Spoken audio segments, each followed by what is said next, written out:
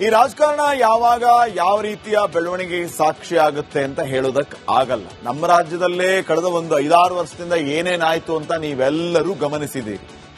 ಈಗ ಮತ್ತೆ BJP JDS into Congress ಅನ್ನುವಂತ ಪರಿಸ್ಥಿತಿ ನಿರ್ಮಾಣ ಆಗಿದೆ.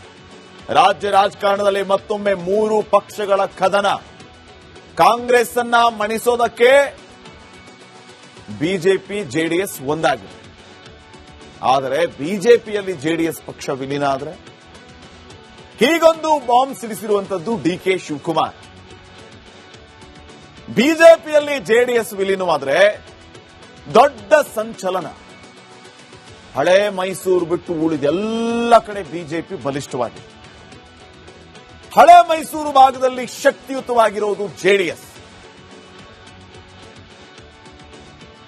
ಎರಡೂ ಪಕ್ಷಗಳು ವಿಲೀನವಾದ್ರೆ ಬಿಜೆಪಿ ಮತ್ತಷ್ಟು ಬಲಿಷ್ಠ ಆಗುತ್ತೆ. ಆದರೆ ಬಿಜೆಪಿಯಲ್ಲಿ ಜೆಡಿಎಸ್ ವಿಲೀನಕ್ಕೆ ಗೌಡ್ರು ಒಪ್ಪಲ್ಲ. ಮೈತ್ರಿ ಓಕೆ, ವಿಲೀನ ನಾಟ್ ಓಕೆ ಅಂತ ಗೌಡ್ರು ಹೇಳ್ತಾರೆ. ಮರ್ಜ್ ಮಾಡೋದು ಬೇಡ, ಅವ್ರ ಜೊತೆಗೆ ನಾವು ಇರೋಣ. ಪ್ರಾದೇಶಿಕ ಪಕ್ಷ ಅನ್ನುವಂಥದ್ದು ಯಾವಾಗಲೂ ಇರಬೇಕು. ಮರ್ಜ್, ವಿಲೀನ ನೋ. ಅವ್ರ ಜೊತೆಗೆ ಮೈತ್ರಿ ಮಾಡ್ಕೊಳ್ಳೋಣ ಅಂತ ಗೌಡ್ರು ಹೇಳ್ತಾರೆ. ಸೊ ಈ ರೀತಿಯ ಸೂತ್ರ ಎಷ್ಟರ ಮಟ್ಟಿಗೆ ವರ್ಕೌಟ್ ಆಗುತ್ತೆ ಅನ್ನೋದು ಸದ್ಯಕ್ಕಿನ ಪ್ರಶ್ನೆ ಆಗಿದೆ. ಇನ್ನು ನೆಕ್ಸ್ಟ್, ಈ ರಾಜಕಾರಣ ಯಾವಾಗ ಯಾವ ರೀತಿಯ ಬೆಳವಣಿಗೆ ಸಾಕ್ಷಿ ಆಗುತ್ತೆ ಅಂತ ಹೇಳೋದಕ್ಕೆ ಆಗಲ್ಲ. ನಮ್ಮ ರಾಜ್ಯದಲ್ಲೇ ಕಳೆದ ಒಂದು 5-6 ವರ್ಷದಿಂದ ಏನೇನಾಯ್ತು ಅಂತ ನೀವೆಲ್ಲರೂ ಗಮನಿಸಿದ್ದೀರಿ. ಈಗ ಮತ್ತೆ ಬಿಜೆಪಿ ಜೆಡಿಎಸ್ ಇಂಟು ಕಾಂಗ್ರೆಸ್ ಅನ್ನುವಂತ ಪರಿಸ್ಥಿತಿ ನಿರ್ಮಾಣ ಆಗಿದೆ. ರಾಜ್ಯ ರಾಜಕಾರಣದಲ್ಲಿ ಮತ್ತೊಮ್ಮೆ 3 ಪಕ್ಷಗಳ ಕದನ. ಕಾಂಗ್ರೆಸ್ ಅನ್ನ ಮಣಿಸೋದಕ್ಕೆ ಬಿಜೆಪಿ ಜೆಡಿಎಸ್ ಒಂದಾಗಿದೆ. ಆದರೆ ಬಿಜೆಪಿಯಲ್ಲಿ ಜೆಡಿಎಸ್ ಪಕ್ಷ ವಿಲೀನ ಆದರೆ ಹೀಗೊಂದು ಬಾಂಬ್ ಸಿಡಿಸಿರುವಂತದ್ದು ಡಿಕೆ ಶಿವಕುಮಾರ್. ಬಿಜೆಪಿಯಲ್ಲಿ ಜೆಡಿಎಸ್ ವಿಲೀನವಾದ್ರೆ ದೊಡ್ಡ ಸಂಚಲನ. ಹಳೆ ಮೈಸೂರು ಬಿಟ್ಟು ಉಳಿದೆಲ್ಲ ಕಡೆ ಬಿಜೆಪಿ ಬಲಿಷ್ಠವಾಗಿದೆ. ಹಳೆ ಮೈಸೂರು ಭಾಗದಲ್ಲಿ ಶಕ್ತಿಯುತವಾಗಿರೋದು ಜೆಡಿಎಸ್. ಎರಡೂ ಪಕ್ಷಗಳು ವಿಲೀನವಾದ್ರೆ ಬಿಜೆಪಿ ಮತ್ತಷ್ಟು ಬಲಿಷ್ಠ ಆಗುತ್ತೆ. ಆದರೆ ಬಿಜೆಪಿಯಲ್ಲಿ ಜೆಡಿಎಸ್ ವಿಲೀನಕ್ಕೆ ಗೌಡ್ರು ಒಪ್ಪಲ್ಲ.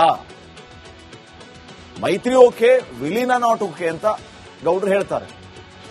ಮರ್ಜ್ ಮಾಡೋದು ಬೇಡ, ಅವ್ರ ಜೊತೆಗೆ ನಾವು ಇರೋಣ. ಪ್ರಾದೇಶಿಕ ಪಕ್ಷ ಅನ್ನುವಂಥದ್ದು ಯಾವಾಗಲೂ ಇರಬೇಕು. ಮರ್ಜ್, ವಿಲೀನ ನೋ. ಅವ್ರ ಜೊತೆಗೆ ಮೈತ್ರಿ ಮಾಡ್ಕೊಳ್ಳೋಣ ಅಂತ ಗೌಡ್ರು ಹೇಳ್ತಾರೆ. ಸೊ ಈ ರೀತಿಯ ಸೂತ್ರ ಎಷ್ಟರ ಮಟ್ಟಿಗೆ ವರ್ಕೌಟ್ ಆಗುತ್ತೆ ಅನ್ನೋದು ಸದ್ಯಕ್ಕಿನ ಪ್ರಶ್ನೆ ಆಗಿದೆ. ಇನ್ನು ನೆಕ್ಸ್ಟ್, ಈ ರಾಜಕಾರಣ ಯಾವಾಗ ಯಾವ ರೀತಿಯ ಬೆಳವಣಿಗೆ ಸಾಕ್ಷಿ ಆಗುತ್ತೆ ಅಂತ ಹೇಳೋದಕ್ಕೆ ಆಗಲ್ಲ. ನಮ್ಮ ರಾಜ್ಯದಲ್ಲೇ ಕಳೆದ ಒಂದು 5-6 ವರ್ಷದಿಂದ ಏನೇನಾಯ್ತು ಅಂತ ನೀವೆಲ್ಲರೂ ಗಮನಿಸಿದ್ದೀರಿ. ಈಗ ಮತ್ತೆ ಬಿಜೆಪಿ ಜೆಡಿಎಸ್ ಇಂಟು ಕಾಂಗ್ರೆಸ್ ಅನ್ನುವಂತ ಪರಿಸ್ಥಿತಿ ನಿರ್ಮಾಣ ಆಗಿದೆ. ರಾಜ್ಯ ರಾಜಕಾರಣದಲ್ಲಿ ಮತ್ತೊಮ್ಮೆ 3 ಪಕ್ಷಗಳ ಕದನ. ಕಾಂಗ್ರೆಸ್ ಅನ್ನ ಮಣಿಸೋದಕ್ಕೆ ಬಿಜೆಪಿ ಜೆಡಿಎಸ್ ಒಂದಾಗಿದೆ.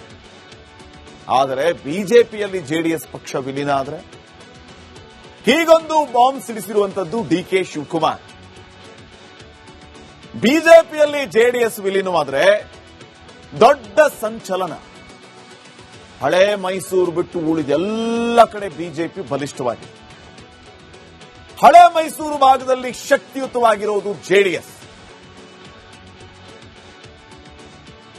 ಎರಡೂ ಪಕ್ಷಗಳು ವಿಲೀನವಾದ್ರೆ ಬಿಜೆಪಿ ಮತ್ತಷ್ಟು ಬಲಿಷ್ಠ ಆಗುತ್ತೆ.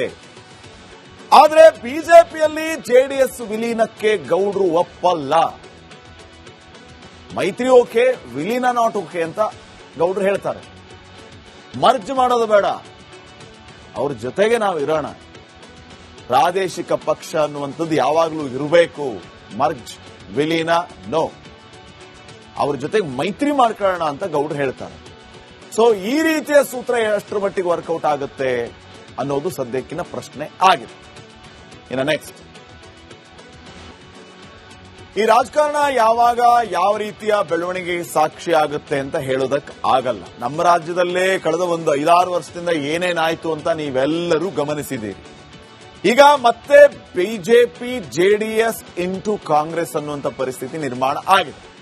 ರಾಜ್ಯ ರಾಜಕಾರಣದಲ್ಲಿ ಮತ್ತೊಮ್ಮೆ 3 ಪಕ್ಷಗಳ ಕದನ. ಕಾಂಗ್ರೆಸ್ ಅನ್ನ ಮಣಿಸೋದಕ್ಕೆ ಬಿಜೆಪಿ ಜೆಡಿಎಸ್ ಒಂದಾಗಿದೆ. ಆದರೆ ಬಿಜೆಪಿಯಲ್ಲಿ ಜೆಡಿಎಸ್ ಪಕ್ಷ ವಿಲೀನ ಆದರೆ ಹೀಗೊಂದು ಬಾಂಬ್ ಸಿಡಿಸಿರುವಂತದ್ದು ಡಿಕೆ ಶಿವಕುಮಾರ್. ಬಿಜೆಪಿಯಲ್ಲಿ ಜೆಡಿಎಸ್ ವಿಲೀನವಾದ್ರೆ ದೊಡ್ಡ ಸಂಚಲನ. ಹಳೆ ಮೈಸೂರು ಬಿಟ್ಟು ಉಳಿದೆಲ್ಲ ಕಡೆ ಬಿಜೆಪಿ ಬಲಿಷ್ಠವಾಗಿದೆ. ಹಳೆ ಮೈಸೂರು ಭಾಗದಲ್ಲಿ ಶಕ್ತಿಯುತವಾಗಿರೋದು ಜೆಡಿಎಸ್. ಎರಡೂ ಪಕ್ಷಗಳು ವಿಲೀನವಾದ್ರೆ ಬಿಜೆಪಿ ಮತ್ತಷ್ಟು ಬಲಿಷ್ಠ ಆಗುತ್ತೆ. ಆದರೆ ಬಿಜೆಪಿಯಲ್ಲಿ ಜೆಡಿಎಸ್ ವಿಲೀನಕ್ಕೆ ಗೌಡ್ರು ಒಪ್ಪಲ್ಲ. ಮೈತ್ರಿ ಓಕೆ, ವಿಲೀನ ನಾಟ್ ಓಕೆ ಅಂತ ಗೌಡ್ರು ಹೇಳ್ತಾರೆ. ಮರ್ಜ್ ಮಾಡೋದು ಬೇಡ, ಅವ್ರ ಜೊತೆಗೆ ನಾವು ಇರೋಣ. ಪ್ರಾದೇಶಿಕ ಪಕ್ಷ ಅನ್ನುವಂಥದ್ದು ಯಾವಾಗಲೂ ಇರಬೇಕು. ಮರ್ಜ್, ವಿಲೀನ ನೋ. ಅವ್ರ ಜೊತೆಗೆ ಮೈತ್ರಿ ಮಾಡ್ಕೊಳ್ಳೋಣ ಅಂತ ಗೌಡ್ರು ಹೇಳ್ತಾರೆ. ಸೊ ಈ ರೀತಿಯ ಸೂತ್ರ ಎಷ್ಟರ ಮಟ್ಟಿಗೆ ವರ್ಕೌಟ್ ಆಗುತ್ತೆ ಅನ್ನೋದು ಸದ್ಯಕ್ಕಿನ ಪ್ರಶ್ನೆ ಆಗಿದೆ. ಇನ್ನು ನೆಕ್ಸ್ಟ್, ಈ ರಾಜಕಾರಣ ಯಾವಾಗ ಯಾವ ರೀತಿಯ ಬೆಳವಣಿಗೆ ಸಾಕ್ಷಿ ಆಗುತ್ತೆ ಅಂತ ಹೇಳೋದಕ್ಕೆ ಆಗಲ್ಲ. ನಮ್ಮ ರಾಜ್ಯದಲ್ಲೇ ಕಳೆದ ಒಂದು 5-6 ವರ್ಷದಿಂದ ಏನೇನಾಯ್ತು ಅಂತ ನೀವೆಲ್ಲರೂ ಗಮನಿಸಿದ್ದೀರಿ. ಈಗ ಮತ್ತೆ ಬಿಜೆಪಿ ಜೆಡಿಎಸ್ ಇಂಟು ಕಾಂಗ್ರೆಸ್ ಅನ್ನುವಂಥ ಪರಿಸ್ಥಿತಿ ನಿರ್ಮಾಣ ಆಗಿದೆ. ರಾಜ್ಯ ರಾಜಕಾರಣದಲ್ಲಿ ಮತ್ತೊಮ್ಮೆ 3 ಪಕ್ಷಗಳ ಕದನ. ಕಾಂಗ್ರೆಸ್ ಅನ್ನ ಮಣಿಸೋದಕ್ಕೆ ಬಿಜೆಪಿ ಜೆಡಿಎಸ್ ಒಂದಾಗಿದೆ. ಆದರೆ ಬಿಜೆಪಿಯಲ್ಲಿ ಜೆಡಿಎಸ್ ಪಕ್ಷ ವಿಲೀನ ಆದರೆ ಹೀಗೊಂದು ಬಾಂಬ್ ಸಿಡಿಸಿರುವಂತದ್ದು ಡಿಕೆ ಶಿವಕುಮಾರ್. ಬಿಜೆಪಿಯಲ್ಲಿ ಜೆಡಿಎಸ್ ವಿಲೀನವಾದ್ರೆ ದೊಡ್ಡ ಸಂಚಲನ. ಹಳೆ ಮೈಸೂರು ಬಿಟ್ಟು ಉಳಿದೆಲ್ಲ ಕಡೆ ಬಿಜೆಪಿ ಬಲಿಷ್ಠವಾಗಿದೆ. ಹಳೆ ಮೈಸೂರು ಭಾಗದಲ್ಲಿ ಶಕ್ತಿಯುತವಾಗಿರೋದು ಜೆಡಿಎಸ್.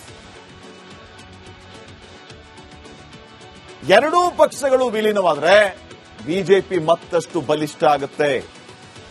ಆದರೆ ಬಿಜೆಪಿಯಲ್ಲಿ ಜೆಡಿಎಸ್ ವಿಲೀನಕ್ಕೆ ಗೌಡ್ರು ಒಪ್ಪಲ್ಲ. ಮೈತ್ರಿ ಓಕೆ, ವಿಲೀನ ನಾಟ್ ಓಕೆ ಅಂತ ಗೌಡ್ರು ಹೇಳ್ತಾರೆ. ಮರ್ಜ್ ಮಾಡೋದು ಬೇಡ, ಅವ್ರ ಜೊತೆಗೆ ನಾವು ಇರೋಣ. ಪ್ರಾದೇಶಿಕ ಪಕ್ಷ ಅನ್ನುವಂಥದ್ದು ಯಾವಾಗಲೂ ಇರಬೇಕು. ಮರ್ಜ್, ವಿಲೀನ ನೋ. ಅವ್ರ ಜೊತೆಗೆ ಮೈತ್ರಿ ಮಾಡ್ಕೊಳ್ಳೋಣ ಅಂತ ಗೌಡ್ರು ಹೇಳ್ತಾರೆ. ಸೊ ಈ ರೀತಿಯ ಸೂತ್ರ ಎಷ್ಟರ ಮಟ್ಟಿಗೆ ವರ್ಕೌಟ್ ಆಗುತ್ತೆ ಅನ್ನೋದು ಸದ್ಯಕ್ಕಿನ ಪ್ರಶ್ನೆ ಆಗಿದೆ. ಇನ್ನು ನೆಕ್ಸ್ಟ್, ಈ ರಾಜಕಾರಣ ಯಾವಾಗ ಯಾವ ರೀತಿಯ ಬೆಳವಣಿಗೆ ಸಾಕ್ಷಿ ಆಗುತ್ತೆ ಅಂತ ಹೇಳೋದಕ್ಕೆ ಆಗಲ್ಲ. ನಮ್ಮ ರಾಜ್ಯದಲ್ಲೇ ಕಳೆದ ಒಂದು 5-6 ವರ್ಷದಿಂದ ಏನೇನಾಯ್ತು ಅಂತ ನೀವೆಲ್ಲರೂ ಗಮನಿಸಿದ್ದೀರಿ. ಈಗ ಮತ್ತೆ ಬಿಜೆಪಿ ಜೆಡಿಎಸ್ ಇಂಟು ಕಾಂಗ್ರೆಸ್ ಅನ್ನುವಂಥ ಪರಿಸ್ಥಿತಿ ನಿರ್ಮಾಣ ಆಗಿದೆ.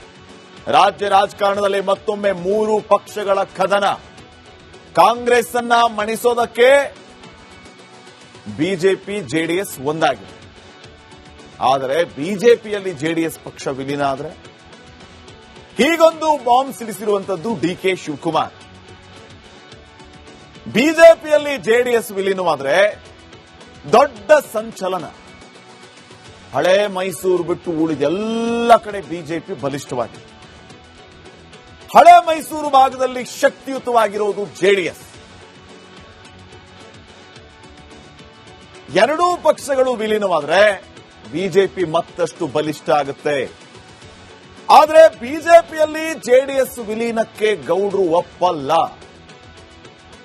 ಮೈತ್ರಿ ಓಕೆ, ವಿಲೀನ ನಾಟ್ ಓಕೆ ಅಂತ ಗೌಡ್ರು ಹೇಳ್ತಾರೆ. ಮರ್ಜ್ ಮಾಡೋದು ಬೇಡ, ಅವ್ರ ಜೊತೆಗೆ ನಾವು ಇರೋಣ. ಪ್ರಾದೇಶಿಕ ಪಕ್ಷ ಅನ್ನುವಂಥದ್ದು ಯಾವಾಗಲೂ ಇರಬೇಕು. ಮರ್ಜ್, ವಿಲೀನ ನೋ.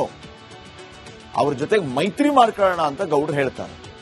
ಸೊ ಈ ರೀತಿಯ ಸೂತ್ರ ಎಷ್ಟರ ಮಟ್ಟಿಗೆ ವರ್ಕೌಟ್ ಆಗುತ್ತೆ ಅನ್ನೋದು ಸದ್ಯಕ್ಕಿನ ಪ್ರಶ್ನೆ ಆಗಿದೆ. ಇನ್ನು ನೆಕ್ಸ್ಟ್,